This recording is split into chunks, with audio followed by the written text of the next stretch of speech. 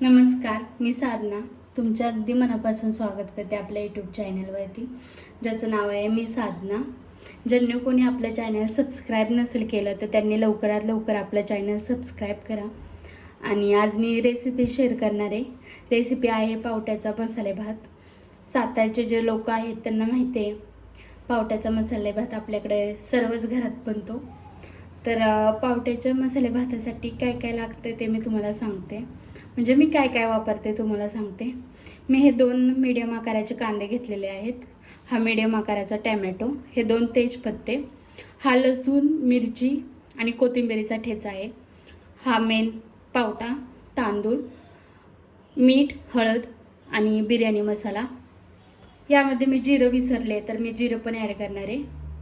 तर बघूया रेसिपी. गॅसवरती कुकर ठेवून मी त्याच्यामध्ये 2 मोठे पळी तेल टाकलेलं आहे. तेल असं छान तापून द्यायचं. माझं तापलं नाही आहे. मग त्यानंतर जिरं टाकायचं. जिरं छान भाजून घ्यायचं. आता इथं तेल तापलं नाही व्यवस्थित, त्यामुळं ते जास्त असं तेलामध्ये फुललं नाही, नाहीतर तेलामध्ये जिरं छान असं फुलतं. त्यानंतर तेजपत्ते टाकायचे 2. ते चांगले भाजले की त्यामध्ये आपण आता कांदा टाकून घेणार आहोत. कांदा टाकला की तो पण व्यवस्थित भाजायचा, लालसर असा. कांदा आता बघा भाजलेला आहे आपला लालसर असा. व्यवस्थित भाजून घ्यायचा कांदा.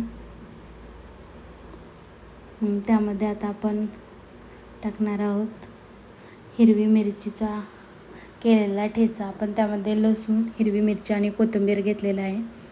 तो पण छान भाजून घ्यायचा. त्याचा पण कच्चेपणा जाईपर्यंत भाजायचं व्यवस्थित.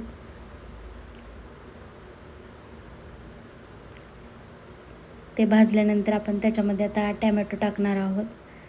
टॅमॅटो पण छान असं मऊसूद भाजून घ्यायचं. टॅमॅटो भाजल्यानं असं छान असं मऊ होतं. आणि मग त्यामध्ये आता मेन आपला पावटा टाकून घ्यायचा.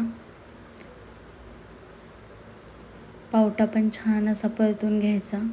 त्यानंतर मग त्याच्यामध्ये आपण मीठ, हळद आणि जो बिर्याणी मसाला घेतलेला आहे तो टाकायचा आणि तांदूळ टाकून घ्यायचे. इथं मी जरा कॅमेरा व्यवस्थित पकडला नव्हता, त्यामुळे व्हिडिओ नीट आला नाही. आणि मग त्यामध्ये पाणी टाकून घ्यायचं. पाणी आपल्याला हवं तसं टाकायचं, जेवढं पाहिजे तेवढं. आणि कुकरला आता 2-3 शिट्ट्या झाल्या. कुकरमधून मी काढलेला आहे आता भात. छान असा आपला भात झालेला आहे बघा, मोकळा पण आणि छान पण दिसतोय. आता तर तुम्हाला कशी वाटली आजची रेसिपी मला कमेंट करून नक्की सांगा. आणि आपल्या व्हिडिओंना लाईक, शेअर, कमेंट्स करत जावा. तर अशाच एका नवीन व्हिडिओमध्ये भेटूया पुन्हा एकदा. तोपर्यंत बाय बाय.